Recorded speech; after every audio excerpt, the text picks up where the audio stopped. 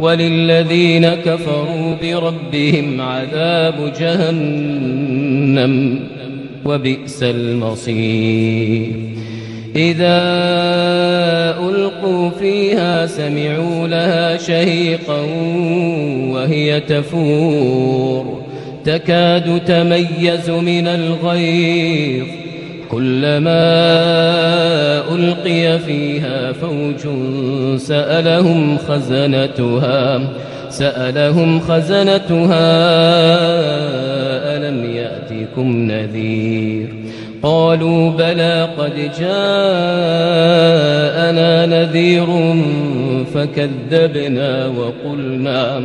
وقلنا ما نزل الله من شيء إن أنتم إلا في ضلال كبير وقالوا لو كنا نسمع أو نعقل ما كنا في أصحاب السعير فاعترفوا بذنبهم فسحقا لأصحاب السعير إن الذين يخشون ربهم بالغيب لهم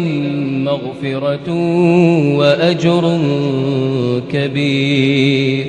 وأسروا قولكم أو اجهروا به إنه عليم بذات الصدور ألا يعلم من خلق وهو اللطيف الخبير هو الذي جعل لكم الأرض ذلولا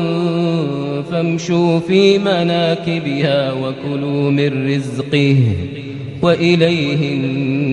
النشور